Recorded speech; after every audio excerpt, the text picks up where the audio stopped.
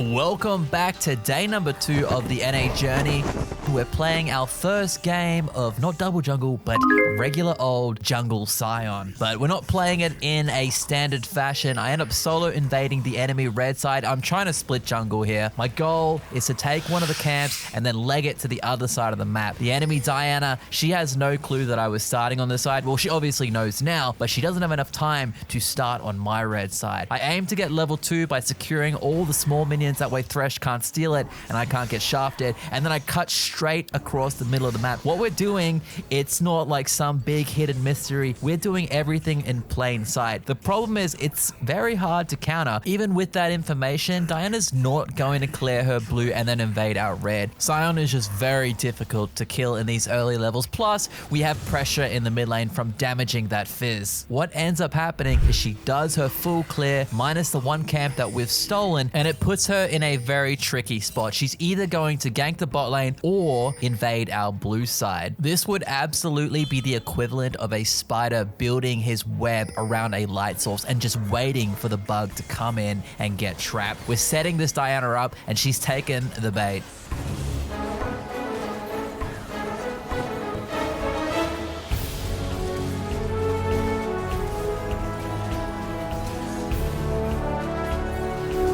For those of you who are quite inquisitive, you've probably already noticed that we have an Aurelion Soul as our AD carry. Overall, we end up getting a 3-for-2 trade with 2 of those kills going onto the Aurelion Soul, which is going to be important for our team.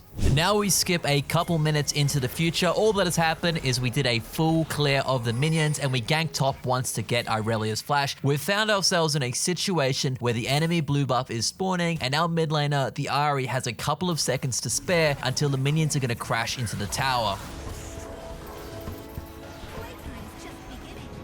Admittedly, at this point, I wasn't paying too much attention to the top lane. Irelia had just killed the Urgot. He's gone back to base to spend all that gold, and he is incoming, and I'm greedily taking this Gromp. I do have backup, but it doesn't end up going our way. We end up handing another kill over to this enemy top laner who is now 2-0 up against our Urgot. The time is now 10 minutes. This is a very slow game. Our mid laner does a teleport to the bot lane, which is very obvious. Either way, the enemy Fizz was spotted rotating down to counter the Ahri, but then never reappears. So we can kind of predict that he is sitting in that brush in the river.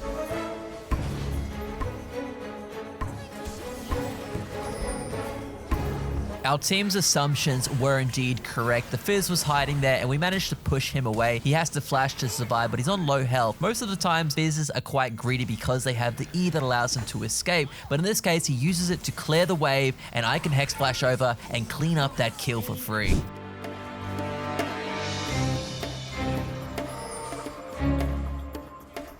There's an error that I made multiple times throughout this game, and it is using my ultimate to get closer to a team fight. I don't necessarily expect this to land. I was more so using it in a fashion to force our team to start the team fight, but that mindset is just coming from someone who plays support. In the jungle, it is my only form of engage, and there's no one else to start this team fight, so yeah, this is just a clear mistake, and a mistake at that, which cost us multiple kills. Now the enemy bot lane has a lead as well. So they have multiple lanes that are ahead, and I'm starting to think to myself, how can I pull this game back? Mid lane isn't very easy to gank. Top lane has lost. The only option really is this bot lane, so we were praying to get something happening down here.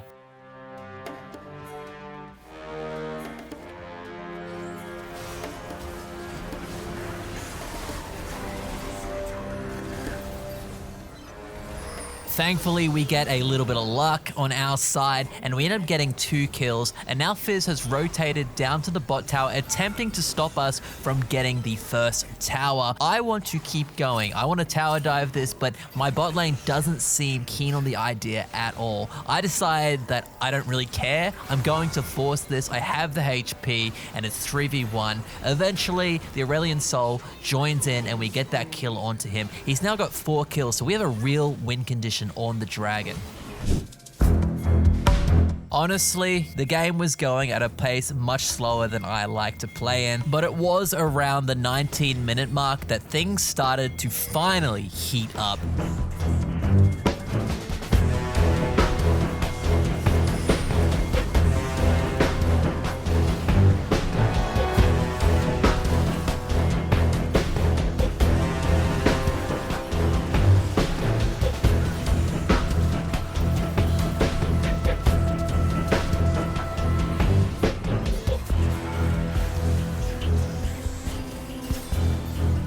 It does feel like this went from 0 to 100 very quickly. I've now got 6 kills. The dragon has 4 or 5. We seem to be in a great position to try and teamfight, and that's what I was trying to do here. I wanted to bait the enemy team into this teamfight, assuming we would crush them.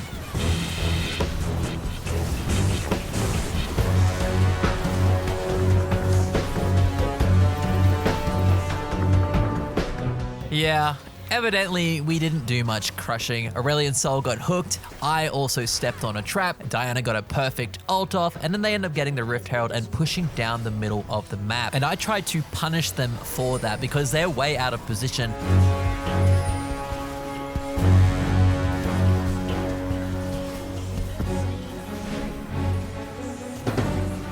We end up getting both kills onto the enemy team. This leads into us picking up the Artican, which forces us to reset, giving our position on the Drake.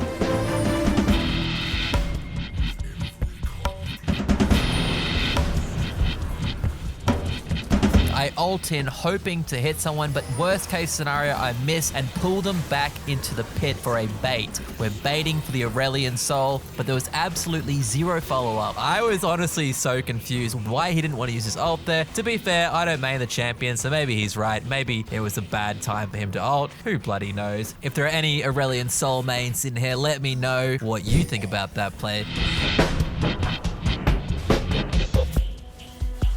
Even though I wasn't thrilled with his participation in the last team fight, I still end up helping him and we pick up a kill onto Aurelia. So we're now in a 4v5 looking for something in the mid lane.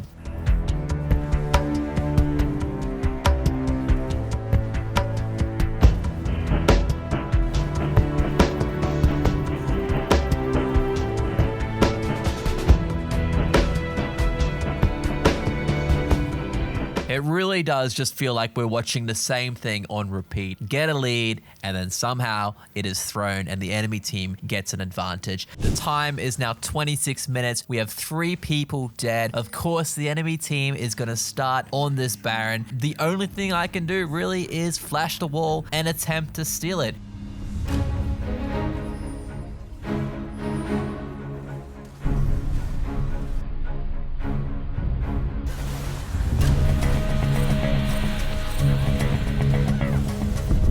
Hey, better lucky than skilled is what they always say.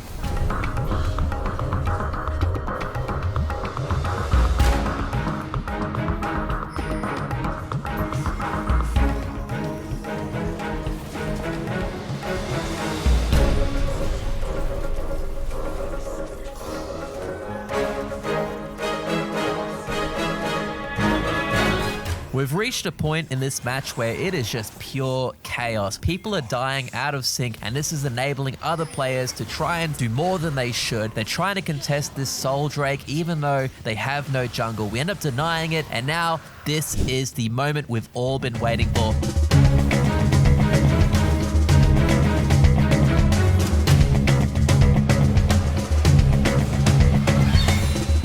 The key to breaking through was picking off that Thresh. In hindsight, he was doing a lot to deny us all these team fights.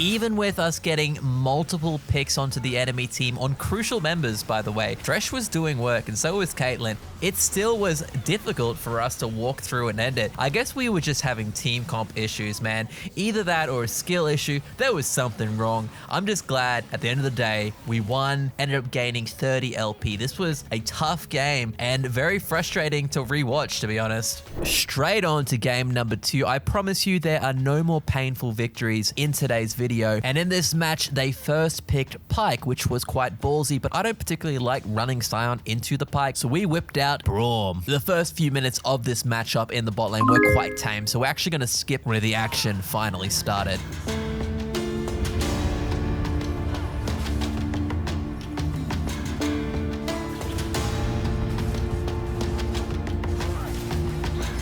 Sadly, that was a misplaced trap. It could have been a kill onto the Pyke, and also the mid laner is already complaining about our jungler.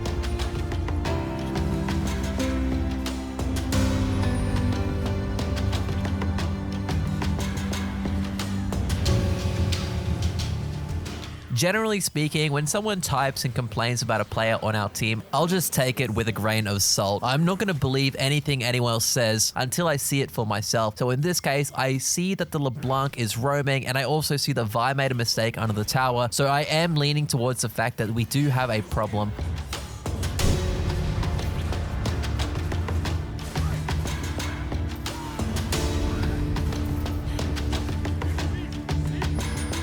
Even though I took that trade, I was aware Lee Sin was in the area. We managed to dodge the gank without any issues, but it does set us up for a repeat gank under this tower, which we are not so lucky this time. 2 of us die, we trade back 1 kill, but it goes on to me, not the Caitlyn. LeBlanc has seen all this action happening. She roamed down, cleaned up those 2 kills. So overall, not a bad trade, but now we have to rotate to the mid lane, and this sets up the next play. This is Vi's moment to turn it around, but she whiffs it. She uses her ultimate instead of her Q, all but confirming LeBlanc's theory that this jungler doesn't know what he's doing.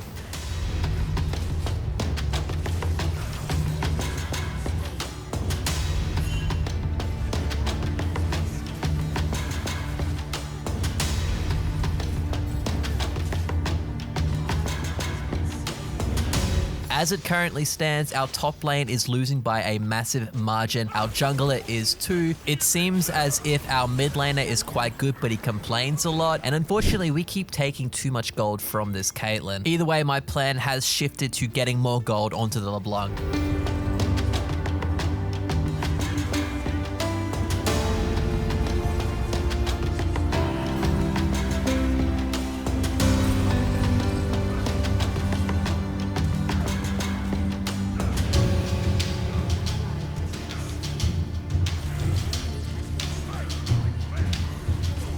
The plan, it seems to be working. We get some gold onto LeBlanc with some additional gold onto myself and the Caitlyn. Shortly after, we catch out this Kaiser in the river. Things were looking a bit better with gold being on that ADC, but it wasn't long for us to start handing these kills back one by one, and it was hard to put out all the fires all over the map. Top, mid, jungle, just bleeding gold. We did our best to try and stem it, but that wasn't enough to make the LeBlanc happy. She was actively trying to get out of this game and constantly just being negative in the team chat. Eventually, that losing mindset caught up to our team.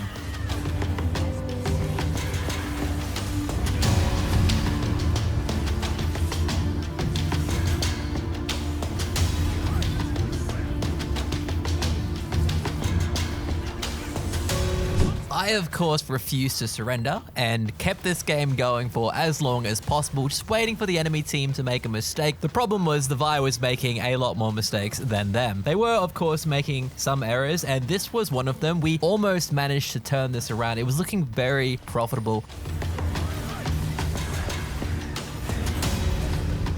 Unfortunately, it is just a very difficult task to win 4v5.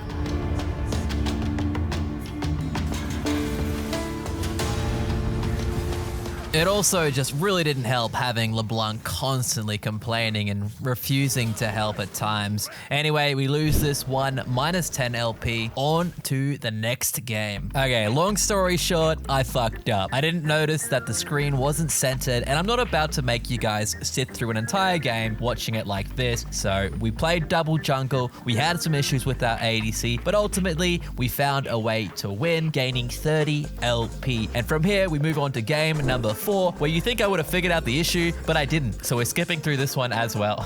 Once again, we played double jungle, and we won so hard that they surrendered the game at 17 minutes. Nothing to it. Now we're up to 80 LP. I honestly don't know how I didn't even check the OBS for 2 games, but hey, shit happens, right? We're gonna do this one a little bit differently. There are 2 problem players on our team. I want you to try see if you can pick right now who you think they are. Lock them in, and we will continue.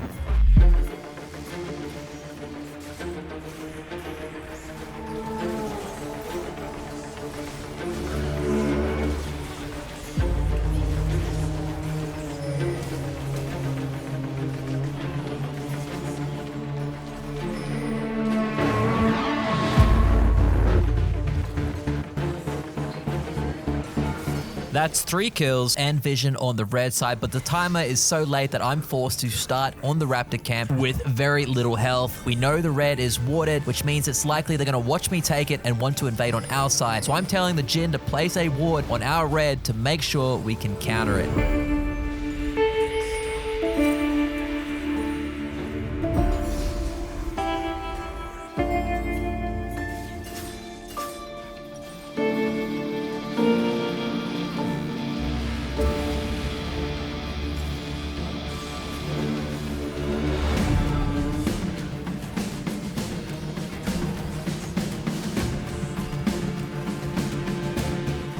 The enemy jungler invading our red side was very predictable, exactly why we dropped the ward. Now it's also kind of predictable where he's going to be. He's going to be on that raptor camp. The problem for him is that we outnumber them. This is without a doubt a desperation play by the Echo.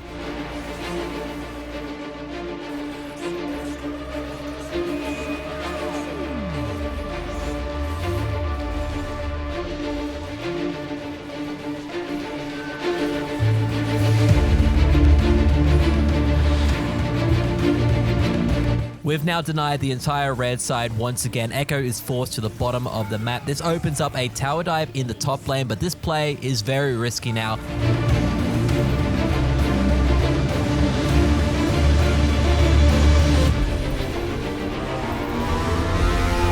Risky, but still viable. I execute under the tower, getting a kill onto Camille, and this convinces the Volibear to just give me whatever camp I want.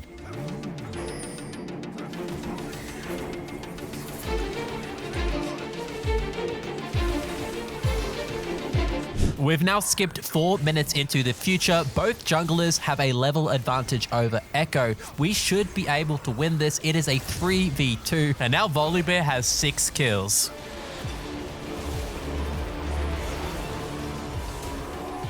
But of course, that isn't how this goes down. They end up killing both of our team members, and they're starting to pull this game back.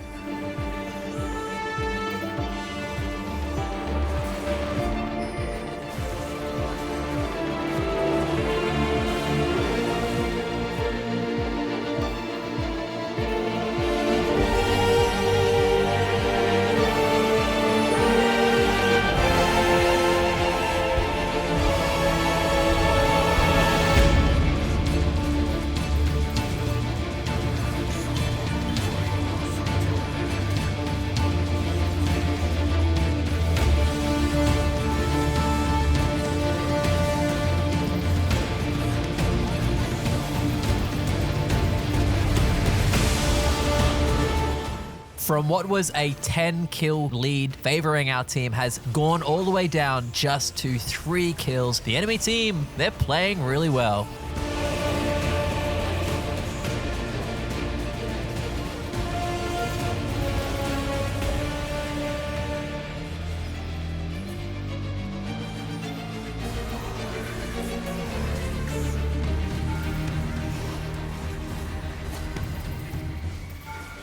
We reached a point in the game where I needed to take a step back and figure out if what I'm doing by overforcing these fights is the problem for our team. We are handing a lot of gold over, but at the same time, I mean, we have gold on everyone we need it. I couldn't see a reason why we shouldn't keep forcing.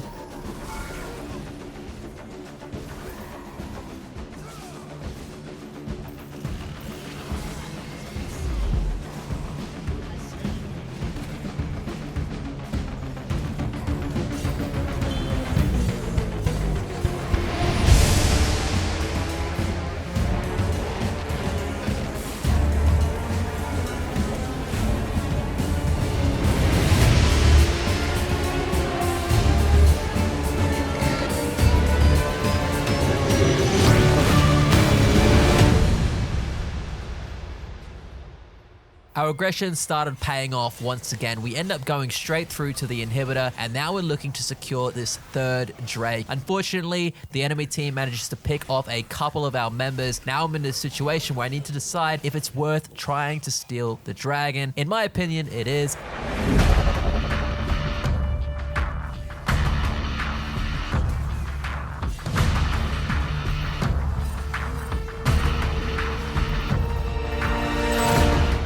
I bet you guys thought I was gonna steal that one. Well, I didn't. But in my opinion, the risk versus reward is still there in our favor to attempt to steal it. It potentially gives us a win condition. The enemy team secured that Drake and then headed over to the Arakan. We did not want to let that one go for free, and that is how this team fight broke out. It started off in our favor with us picking up a kill onto the Yasuo, but from there, Volibear gets sniped out by the Varus and things start to fall apart.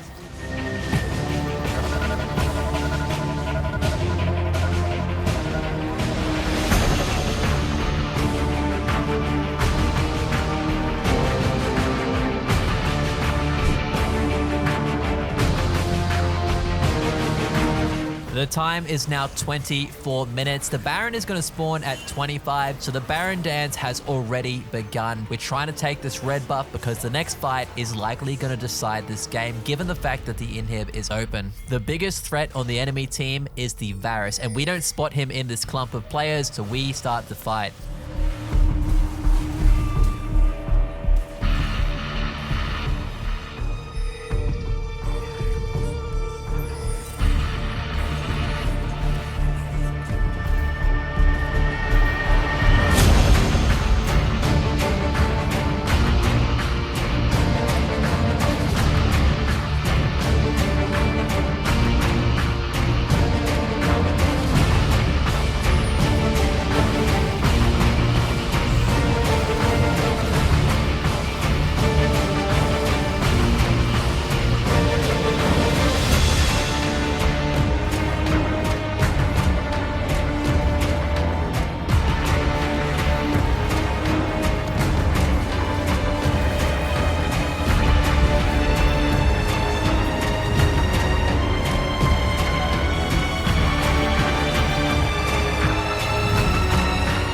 We are so close to this victory. The only issue we have is that Garen can wave clear the minions. We managed to get one of the towers, and all we need now is this Rise to use his ultimate on the wave to speed up the process of getting the minions under that tower. We can end this game if he plays it correctly, but as you might imagine, that is not what he does. He absolutely butchers the hell out of it, and this game, it's gonna keep going. Both the Rise and Camille ended up dying, and we rushed to the Drake, hoping that we could kill it and escape before they showed up, but that wasn't the case. And because we get pushed out of that Drake pit and the Volibear dies, they get the Baron for free. Now things are looking very scary for us.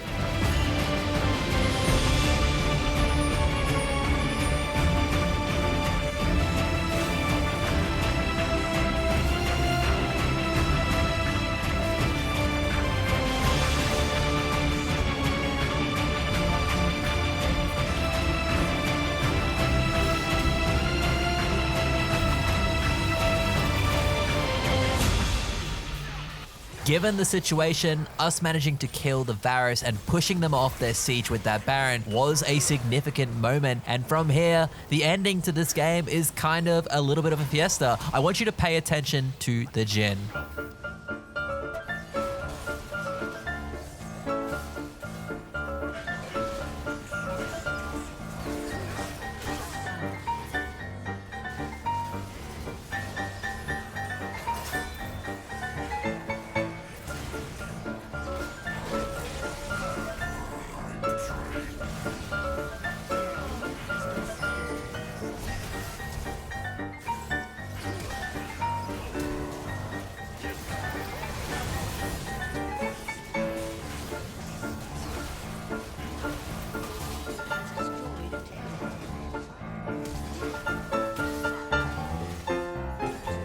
The ending to this game reminded me a lot of back home in OCE. What a fiesta. Y'all ain't on this level, bitches, Tilterella.